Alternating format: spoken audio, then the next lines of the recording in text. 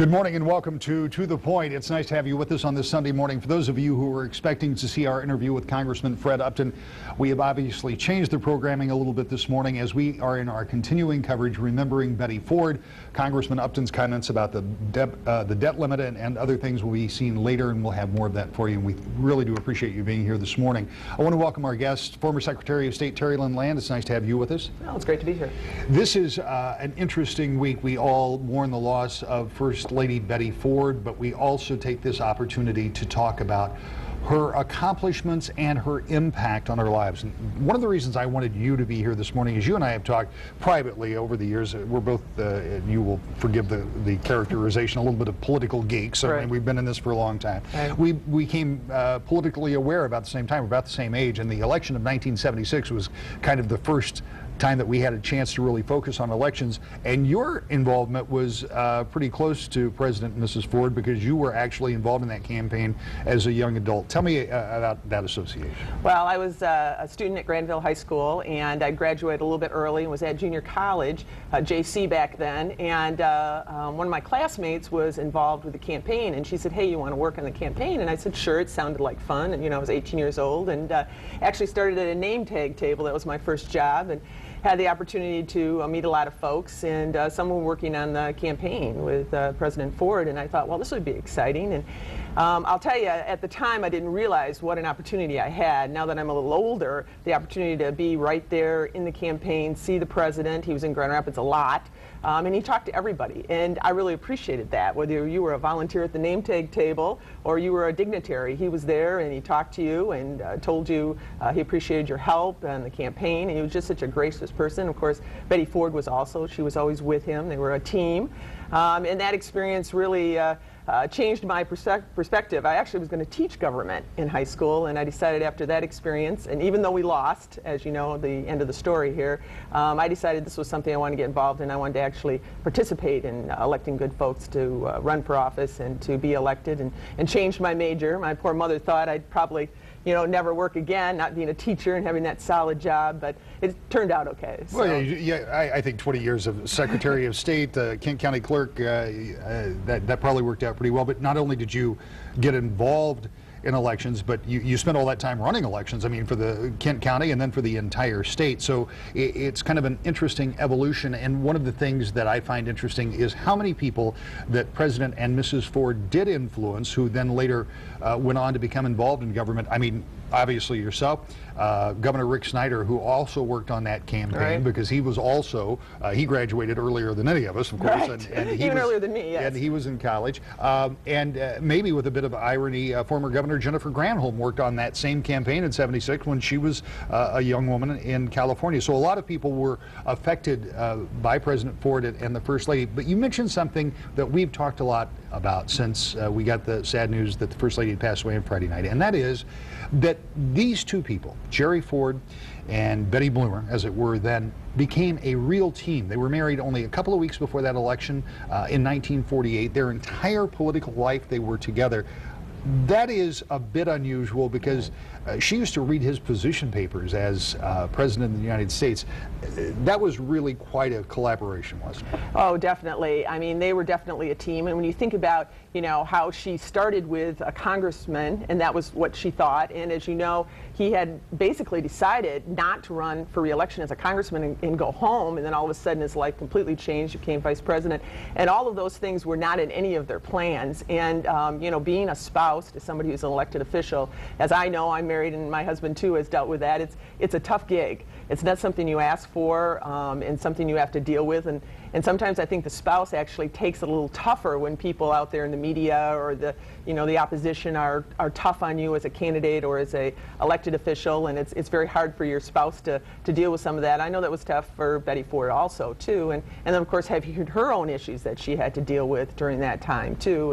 It really just had a lot of opportunities that she had never planned on, really. Well, and at the same time, not only, we talked about this too, you get married 2 weeks later, your husband gets elected to the United States House of Representatives, and it's not like it is today, where you can hop on a plane out at Gerald Ford International and fly into Dulles or International and do your 3 days in Congress and fly home. You had to move to Washington. Transportation just wasn't there. So they packed up everything they had. They moved to Alexandria, and then they raised 4 kids. So, I mean, it wasn't, this was a pretty full load. But you also mentioned something that George W. Bush talked about, I think the last time that I interviewed him, and he talked about how much more difficult it was for him to hear people criticize his father when his father was president than it was for people to criticize him when he was president. So as somebody, a family member, somebody you care about, it really is difficult to hear them talking about that. And Jerry Ford had plenty of detractors even in that relatively short period of time he was president. Right. I mean, obviously pardoning Nixon and all that he had to deal with the country was going through at that time, those were huge issues.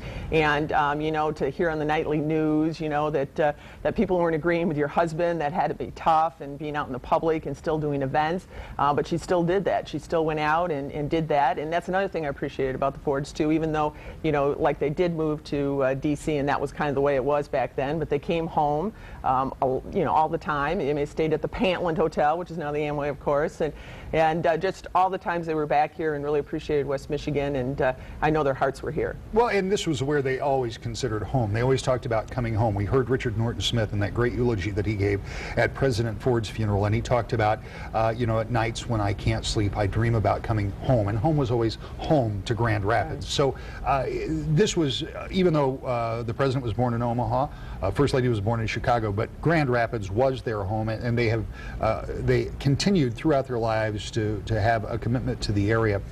One of the things that is unusual, I think, beyond just being president and first lady in a means that they hadn't expected, was the fact that as first lady, she took a very active role. I have said, and I don't think it is a unique thought of mine, but she really has kind of set the template for modern day first ladies to be active, to have their own issues, and to be somebody out there that is involved. And in her case, it wasn't always on the same page as her husband. That too had to be an interesting. Well, I'll tell you, it was. As a young woman who was just getting involved and having a career and then getting in politics, there weren't a lot of, you know, role models and elected women out there. There were very few, and then to have the First Lady have a different opinion than her husband, that was kind of interesting. And of course, at that time, the ERA was a big issue, and that was all the talk when I was at Hope College on campus. That was a huge issue. And so those kind of things, it was very interesting to have that from, of course, it was a Republican president, and that necessarily wasn't part of the Republican positions on some of the issues. And so it was interesting to see that, and I appreciated that, because like I said, there were very few women that were out there publicly speaking about the issues. Well, and the interesting part about that was that there were some people in the Republican Party that would say to the president, hey, look, you got to rein her in. You can't have her out here talking about this. And the president was always like, look, she's got her own thoughts, she's got her own mind. And it is interesting that he was so acceptant. He was, if not endorsing that, at least he certainly understood and was supportive of what she did. Well, and you know, a lot of people have talked to me about President Ford and why I consider him a mentor, and Betty Ford. And I think that's really the crux of the reason right there, is because they understood that, you know, we could still work together, be friends, but have different opinions, and not, you know, not be able to work together just because you disagree with me. And that to me has always been something that I've appreciated and tried to do in my lifetime, and I know a lot of other folks who worked on Ford's campaign and were part of that Ford team, is that we really appreciated that with President Ford, and I think that's why he was able to accomplish so much, because people understood that it wasn't personal, that he really, you know, understood that you had a different position, but, you know, that didn't mean that you still couldn't work together and get something done. Secretary of State, former Secretary of State Terry Lynn Land is our guest this morning. I want you to stick around. We've got a lot more to talk about, but I want to take a break this morning and go out to the Ford Museum, because as you know, the doors are open, at least to the entryway there, and people have been filing in and signing the condolence book. And a lot of folks have already come through over the past day and a half or so. Leon Hendricks is live there now. He has been out watching all morning long. Good morning, Leon. Thanks for joining us. What are you seeing out there? Rick, good morning and thank you. We've been out here for quite some time now, and there's been a slow but steady stream of people coming in. As you know, the lobby here will be open around the clock. It has been since a couple of hours after we learned of Mrs. Ford's death. Some came simply to sign, others had something more to say.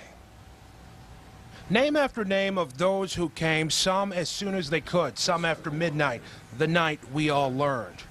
He was the president, but she took no back seat. Being a woman, she'd say, doesn't mean being quiet. She seemed to live by that, and that seems to be her lasting legacy, a legacy of boldness when women weren't thought to be, about issues that were there, just too shameful to talk about. She was very open about everything, and especially with her breast cancer and her drug addiction, and that helped a lot of people, encouraged them to do something about theirs. We'll never know how many lives she saved in the process. Some just signed, but some had a more personal message. One wrote most appropriately, quote, most perfect, imperfect role model. She will be missed. And long after his presidency ended, the Fords kept their love for Grand Rapids, and Grand Rapids kept their love for them. A point of pride in the city, and will be for years to come. They were such good people. He was a good president, and they were wonderful Michiganians. Detroit, Livonia, they came to somehow give thanks to a life well lived and never to be forgotten. I just wanted to pay my respects in the way that I could. I want to thank Mrs. Ford for everything that she did for our community, for our country, and for the world. And some really good sentiment there from the people that were here very early in the morning, hoping to kind of beat the crowd. Our apologies, we lost our live signal, one of the hazards of live television. One of the other things we're going to do is talk about exactly what Leon was talking about. And that's part of the legacy, because as First Lady and as a public figure, Mrs. Ford really had an impact on a lot of people, an impact that some people don't even realize that exists even today. And when we come back, we're going to talk about more of that next. To the Point.